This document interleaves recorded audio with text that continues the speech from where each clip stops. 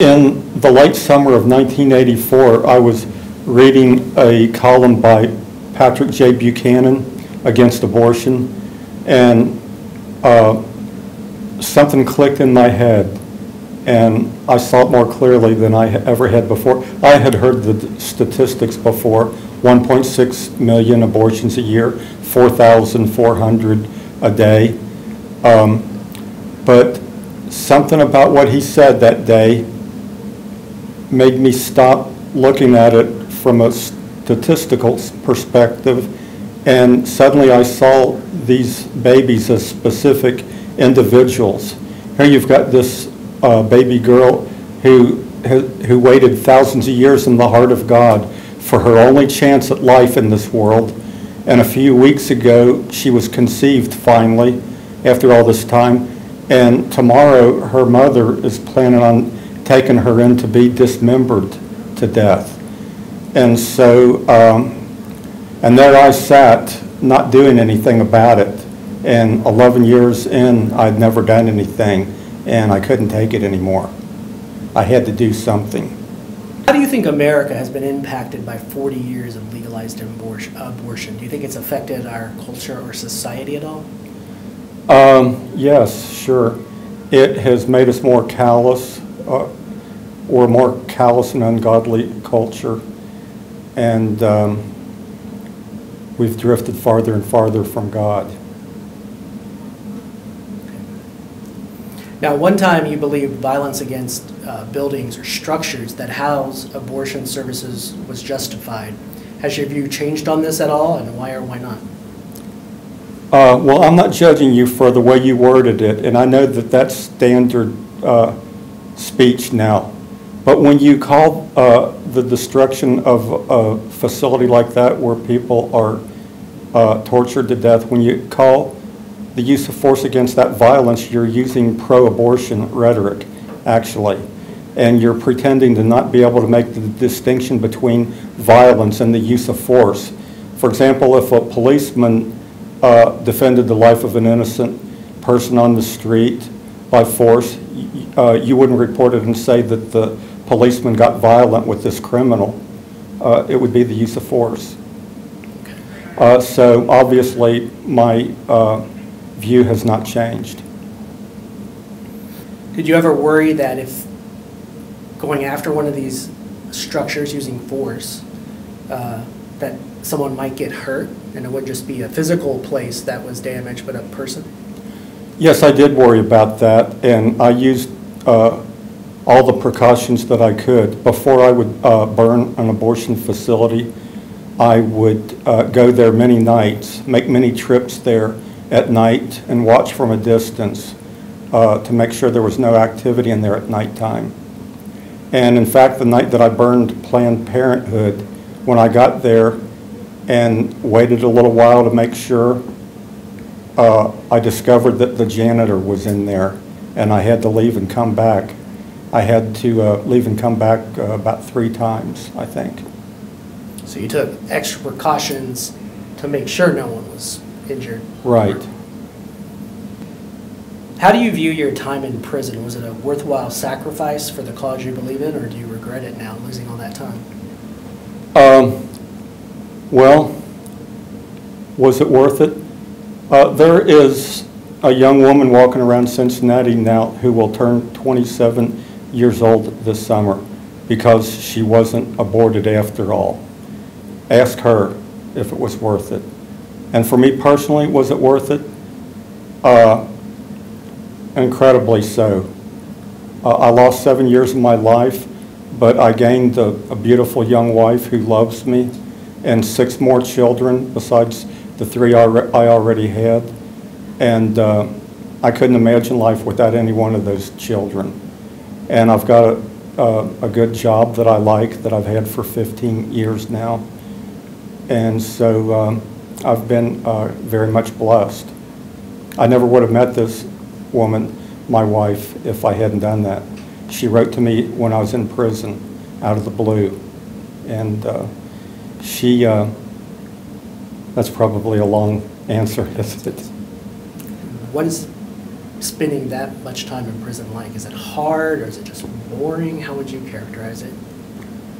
Well, one of the hardest things about doing 7 years in prison is having cravings for White Castle hamburgers, and there's nothing you can do about it, you know. But the hardest thing about it really, though, was the noise. And you have to guard, you were asking if I got bored, you have to guard against boredom. So I'd play cards with the other inmates, and I did a lot of reading. I read 100 books by a single author, Louis L'Amour. I read a lot of the old classics that were on my high school recommended reading list, and I read the Bible several times. All the way through? Yeah. What do you see as the future of the pro-life movement? Where do you see it going nowadays? Well, I foresee victory, complete victory, but I don't know how long it will take. And if you had asked me 30 years ago if this slaughter would go on for 40 years, I would have said no. God would bring judgment down before that. But here we are 40 years later, and I am still positive that the Lord will give us victory someday, but when, I don't know. Do you have any idea, just off that question, do you think it will come, the victory would come through the courts or through politicians passing bills to criminalize abortion, or how do you see that happening? I don't see it happening either one of those ways, especially with the courts and the legislatures being predominantly Democrat and Republican. I think it will happen through a great revival. I think it'll happen one of two ways: either God's judgment coming down on our nation, or a great revival and people taking to the streets, you know. Protesting. Right, and demanding an end to it.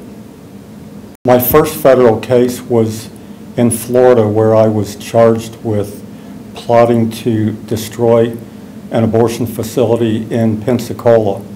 And I was convicted of it, and the judge was Roger Vinson, Ronald Reagan appointee. He was a pro-lifer. And so while I was awaiting sentencing in the Escambia County Jail, my attorney said to me one day, "Now, the judge is going to send a pre-sentence investigator to your cell tomorrow to ask you some questions as part of the pre-sentence investigation to establish the guidelines for your sentencing." And he warned me. He said, "Now, he's going to ask you if you're remorseful." Everybody knew that I wasn't remorseful, because, including the judge, because of my demeanor in a pre-sentence hearing. So I thought, man, what am I going to do? You know, because I wanted a shorter sentence, and that would lower my guidelines if I said I was remorseful. So I thought about it that night, what to say, and I tried to think if there was some kind of circumlocution that I could get around it, and maybe I would try to change the subject when it came up. But it was a straight yes or no question. Anyway, though, I thought, what would that sound like to God if I said, yes, I was remorseful? And so I tried to put myself in his place. See, he's the father of these little babies, and I myself was a father already of earthly children, an earthly father of biological children. So I thought, and he sees these babies, you know, being killed, and I believe he suffers with them. So I thought, what if I was in his place? What if I was going to see some of my children be killed. And what if somebody tried to save them and afterwards said they were remorseful for trying to save my children? That would offend me. So I said, I can't do that. So the next day they took me out of my cell and took me to this interview room, and the guy eventually got to the question, you know, if I was remorseful. And I said, yeah, God is in this room and he is listening to our words. He's going to hear my answer. And I asked him, I said, do you have children of your own? Yeah.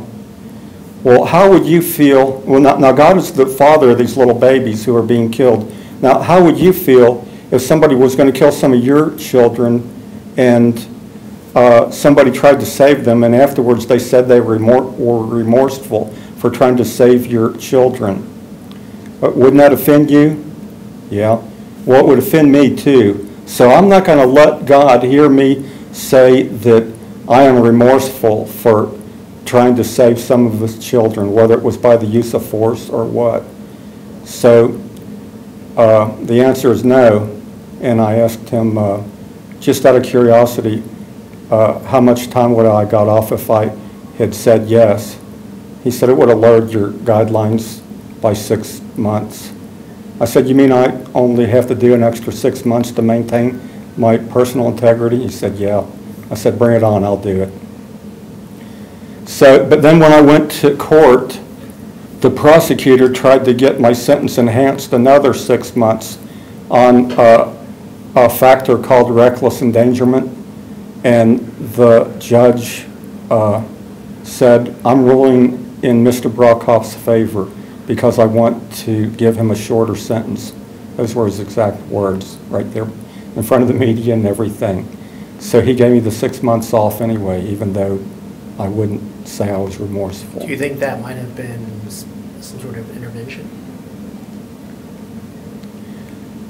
Could be, but I think it was just because he was a pro-lifer and he felt bad about having ruled against me on another issue when I had made a motion in pretrial hearings to be allowed to use the defense of necessity. And he ruled against that? Yes. The defense of necessity. He felt he had to.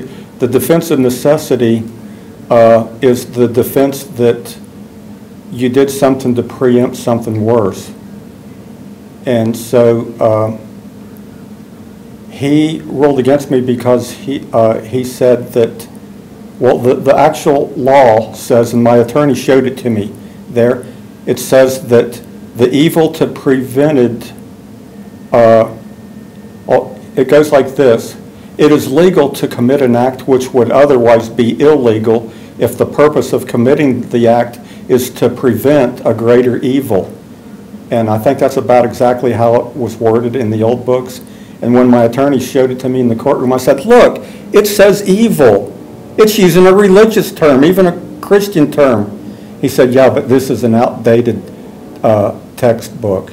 I'll bring you one after lunch. And he brought me one after lunch, and they had reworded it, and it said a greater harm, something like that. Are you still involved with the Army of God organization at all? The Army of God organization? What Army of God organization? Isn't there, my understanding from what I was reading on the internet, is that there's like a group of people who are like-minded in that they believe abortion should be stopped. Yeah, there's a bunch of us old fogies that have taken action, and a couple of ladies also. And but anybody can call themselves, anybody can say they're a member of the Army of God. And there's no real organization where anybody orders anybody else around and gives commands, you know. So some of us convicts gather from time to time. We have picnics or we go to national events, and and we get together and reminisce. But is it all ex-convicts, or are there just people who oppose abortion? But every ex-convict is automatically an honorary member. But there are other people who are like-minded, who we acknowledge as Army of God people. But it's not really, like, you don't have regular meetings, or? We don't have regular meetings. Nobody pays dues. Nobody orders anybody around. It's just a fraternity of old fogies like me. If you had to guess, how many people do you think are active in that group? I really don't know, because there are a lot of cases that were never solved. And Oh, okay. if you go to the National Abortion Federation website, they list all the incidents. And if someone was convicted, they tell their name, how much damage was done, the date and place and everything. And when you go down the list, though, and there's hundreds of them, you'll see long list: unsolved, case closed due to statute of limitations.